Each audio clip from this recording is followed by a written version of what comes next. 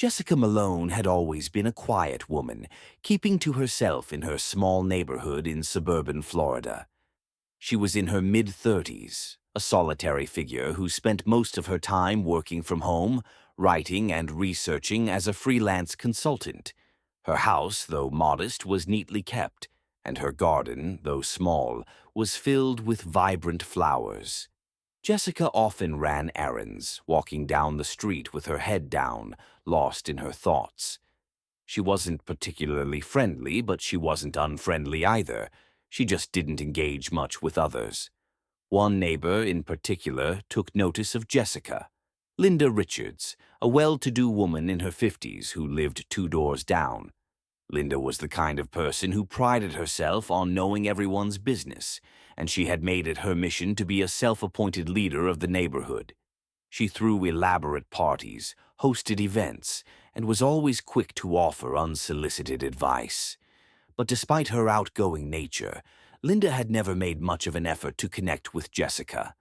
The two exchanged pleasantries in passing, but that was the extent of their interactions.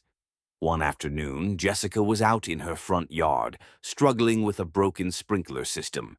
She was crouched on the ground, trying to fix the issue on her own, when Linda happened to walk by. She watched from across the street, shaking her head in judgment. "Jessica, you really should get a professional to handle that," Linda called over, her voice dripping with condescension. "You're never going to fix it yourself. It's too complicated for someone like you." Jessica looked up, a little startled by the comment, but she simply smiled politely. "I'll manage, Linda." "Thanks, but I'm good." Linda smirked and crossed her arms. "Well, if you change your mind, I can recommend a handyman, but I guess it's your loss." Jessica didn't respond.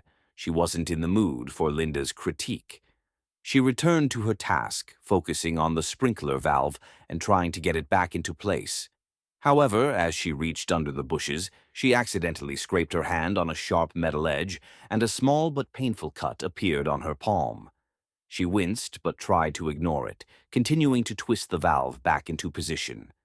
Linda watched from her porch, but instead of offering help, she shook her head and muttered to herself, "Some people just don't know their limits." Jessica finally managed to get the sprinkler working, but it was clear that she wasn't going to be able to fix everything on her own.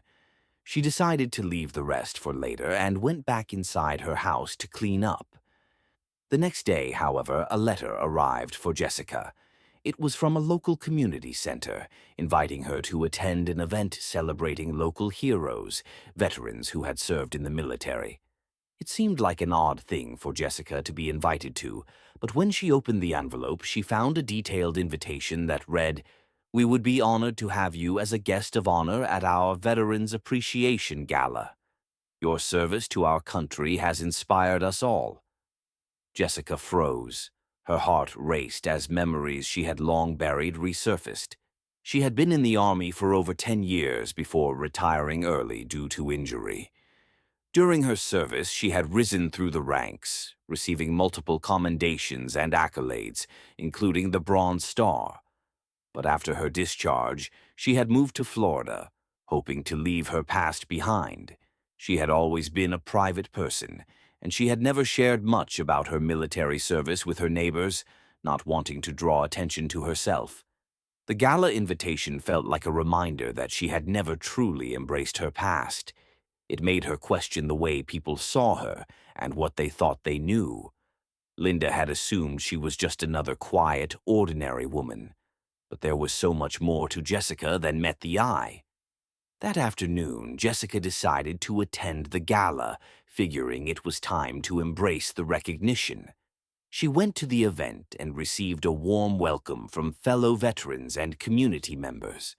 As the evening progressed, she found herself speaking with a few of her fellow honorees, exchanging stories from their time in the military.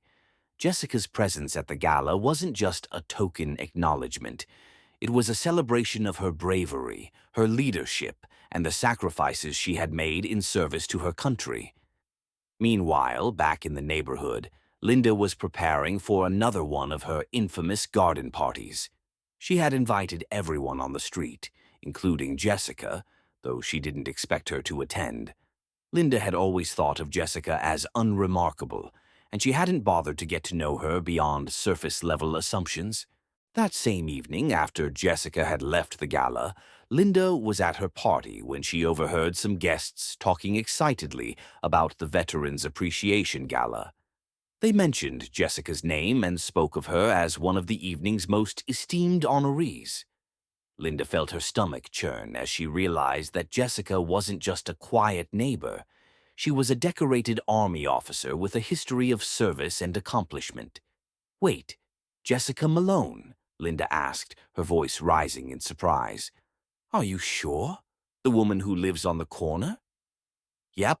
She was amazing tonight. She got a standing ovation for her service," one of the guests replied. Linda felt a pang of guilt wash over her. She had no idea who Jessica really was. All her assumptions about the quiet woman with the unkempt garden had been completely wrong.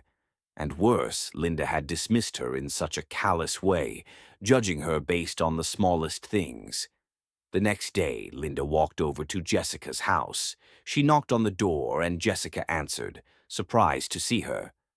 "Jessica, I wanted to apologize," Linda said, her voice sincere. "I had no idea who you really were.